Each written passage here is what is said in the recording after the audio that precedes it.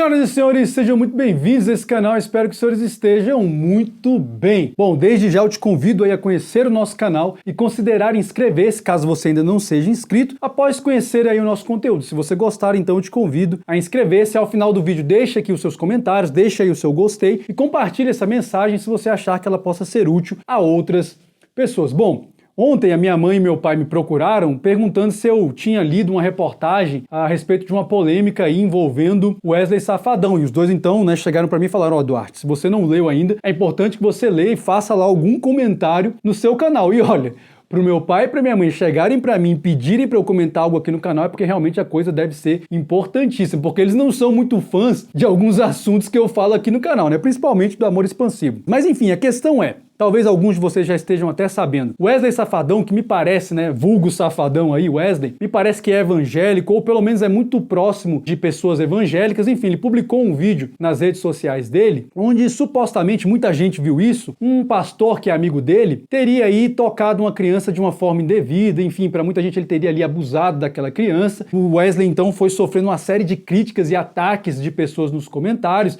dizendo que aquilo ali tudo era um absurdo, ele não poderia publicar um vídeo daquele. Eu confesso que eu não conhecia esse pastor até então, já até tinha ouvido falar e conhecia muito de longe o irmão dele, por questões que não vêm ao caso aqui agora, mas o fato é, eu fui lá, ouvi a explicação do Wesley, achei bastante razoável, assisti também o vídeo que ele havia publicado, depois o vídeo foi apagado. Enfim, eu confesso que como pai, olha, eu não gostaria que as minhas filhas fossem abraçadas daquela maneira. Eu me senti desconfortável, então a não ser que fosse uma pessoa que eu realmente conhecesse o caráter e a índole, eu não gostaria. Agora, eu não vou entrar aqui nesse mérito, não vou fazer nenhum juízo de valor a respeito das reais intenções do pastor, até porque eu não sou o Espírito Santo e não estou dentro da consciência dele para julgar se houve ali ou não maldade ou malícia da parte dele. É claro, como eu vou falar aqui na frente, que vai ter um grupo que sempre vai querer enxergar ali malícia e o que existir de pior. Agora, eu não vou fazer esse papel de juiz, como o próprio Wesley, Safadão, foi aí às redes sociais, criticar as pessoas que nem sabiam o que estava acontecendo,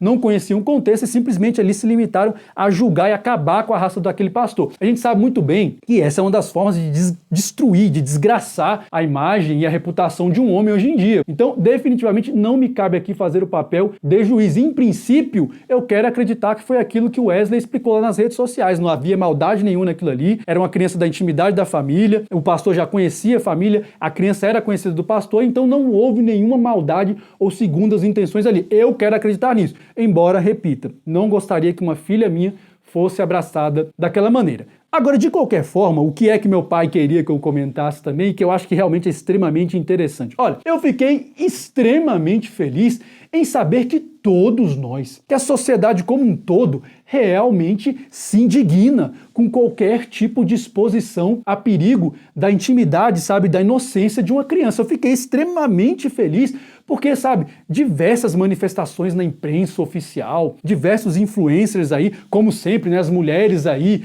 que supostamente já passaram por isso também vindo e dizendo que o pastor tinha que ser investigado, que aquilo ali tudo era um absurdo. Olha, eu confesso que eu fiquei muito feliz de ver a grande mídia, as redes sociais aí, pululando de indignação e revolta, porque eu percebi o seguinte: independentemente de sermos progressistas ou conservadores, mais de direita ou mais de esquerda, seja lá qual for o espectro político ou filosófico, todos nós nos indignamos quando nós vemos uma criança numa situação de risco, sendo exposta ali, sendo explorada de alguma forma, tendo a sua ingenuidade, a sua questão psicológica violada por algum adulto mal intencionado. Olha, eu fiquei felicíssimo. Afinal de contas, então nenhum de nós vamos concordar, por exemplo, com crianças dançando funk numa escola infantil.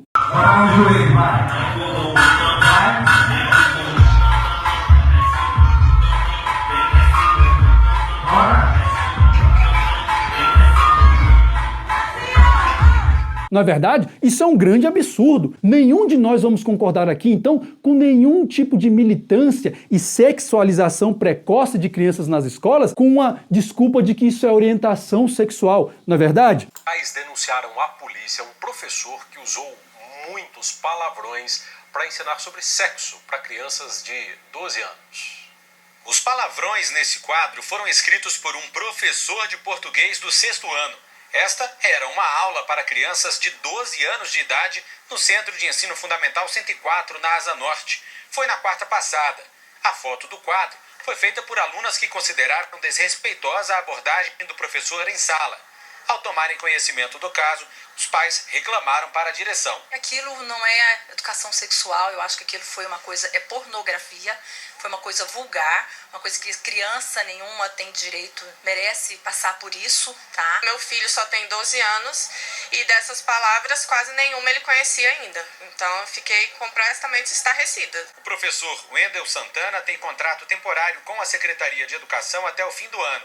Estava há 3 semanas na escola na Asa Norte. Ele reconhece que escreveu os palavrões de conotação sexual no quadro da escola.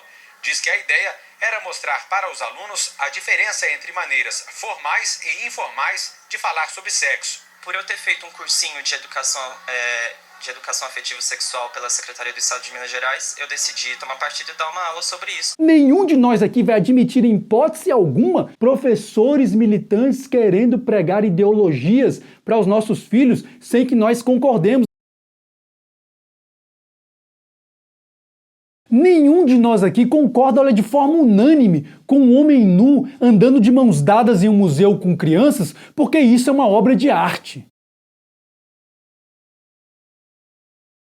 Eu fiquei super feliz, porque eu estou vendo que existe um grande consenso, sabe, da grande mídia, dos progressistas, dos conservadores, todos nós querendo o melhor da proteção integral das crianças, não é isso? Super feliz. Na verdade, isso, porcaria nenhuma, meus amigos, é isso que me indigna, essa hipocrisia, esse duplo padrão moral. Vocês acham mesmo que muitas dessas pessoas que se indignaram, que a grande mídia, que a imprensa oficial realmente está interessada, preocupada com o psicológico dessas crianças? Vocês acham mesmo que a grande imprensa e que muitos progressistas e muitos movimentos estão preocupados com o bem-estar dessas crianças? Meu amigo, não se iluda, a questão aqui é muito simples. O grande problema é quando eventualmente tem um padre ou um pastor envolvido, porque parece que essas coisas só são erradas quando é um padre ou um pastor que está envolvido. Aí é um absurdo. Agora, quando é um professor militante, quando é um movimento progressista ali sexualizando e ideologizando crianças, aí não tem problema nenhum. E aí, pior ainda, quando a igreja também vai criticar esse tipo de coisa, aí também é um absurdo. Aí é um papo conservador, é um papo reacionário. Há pouco tempo atrás eu fiz um vídeo aqui no canal daquele padre Christian Shankar criticando uma escola lá em Minas Gerais que estava ensinando poliamor para adolescentes na escola. O padre foi execrado, foi extremamente criticado, que aquilo era um absurdo, uma postura reacionária. O padre teve que se retratar, o bispo exigiu lá a retratação do pobre do padre.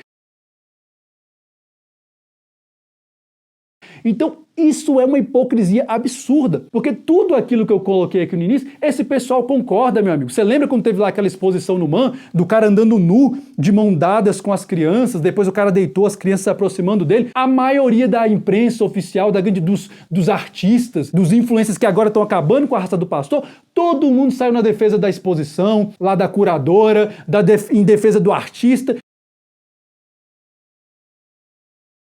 Então, esse pessoal é muito hipócrita, cara. Isso me dá uma revolta, porque é um duplo padrão que, sinceramente, cara, é inaceitável. Em última análise, sabe o que está em jogo aqui? É desacreditar o evangelho, a fé cristã, é desabonar a fé cristã, a espiritualidade, é vincular, então, o evangelho a esse tipo de coisa. E por que que esse pessoal faz questão de fazer isso? Não seja inocente, meu amigo, não seja manipulado. Eu e meu pai já sabemos disso, porque a gente conversa muito sobre isso, e qualquer pessoa que busque investigar um pouco mais a fundo, sabe quais são as intenções. Desacreditar a igreja. Por quê? Querendo ou não, eles sabem que a igreja, institucional que seja, católica, protestante, a evangélica, ainda é uma barreira muito grande ao avanço dessa agenda. É por isso que esse pessoal investe tanto contra as igrejas. E olha que quem está falando isso aqui é um cristão que nem institucional é. Mas eu reconheço o papel da igreja católica, das igrejas evangélicas, das igrejas protestantes. Tem muita coisa errada também, não tenho dúvida, eu sou um crítico disso, mas de um modo geral, pelo menos nesse aspecto, ainda funciona como uma barreira muito grande contra o avanço dessa agenda maluca. Vide aí o próprio padre que eu acabei de citar, né? Embora a Igreja Católica esteja aí, né, sob a direção do Papa Francisco, se comportando de uma forma muito ambígua, na minha opinião, e olha que eu não sou católico, né, mas eu vejo muita ambiguidade em algumas posturas dele. Ele tem sofrido uma resistência muito grande de alguns cardeais mais conservadores, de alguns bispos. Então, esse pessoal quer destruir a imagem da igreja. Por isso que toda vez que é um padre, toda vez que é um pastor, eles acabam, sabe, com a massa do grupo em geral. Meu amigo, a ideia é sempre essa, desacreditar as instituições como um todo. É como se todo padre, todo pastor fosse isso, fosse aquilo. Não seja massa de manobra, meu amigo. Não seja manipulado. E o pior é que muitas vezes nós cristãos ficamos uns contra os outros. Quando é um padre, por exemplo, aí os evangélicos, tá vendo? É um padre, a igreja católica, isso, aquilo. Aí quando é um pastor, aí tá vendo? A igreja evangélica é um pastor e tal. E aí nós ficamos uns contra os outros, meus amigos. Nessas questões nós estamos no mesmo barco. Seja você um católico, um evangélico, um protestante, ou um cristão pós-institucional como eu, ou um anti-institucional que seja, todos nós estamos no mesmo barco. Talvez seja por isso que Cristo certa vez disse o seguinte, olha, os filhos das trevas muitas vezes são mais prudentes do que os filhos da luz. Porque esse pessoal, meu amigo, nos ataca em uníssono. Entenda tudo que está por trás disso. A ideia aqui não é punir, eles não estão preocupados com a saúde mental. Vocês acham mesmo que se a Globo tivesse preocupado com saúde mental e psicológica de crianças, eles teriam feito uma reportagem responsável como essa aqui? Que vai abordar a questão médica envolvendo os pedófilos que sofrem de um transtorno. Isabela, há muito preconceito com relação a isso, porque é um tipo de crime que nos enoja muito como sociedade, né? Mas fato é que é uma doença, não tem cura, mas tem tratamento. Vocês acham mesmo que eles teriam feito uma reportagem querendo comover as pessoas com a tal da Suzy lá no presídio, que não recebia visita de ninguém e tal? Inclusive, eu fiquei sabendo que a Globo aí, parece que o Drauzio Varela, vão ter que pagar uma indenização para aquele pai diante do absurdo ao qual ele foi exposto.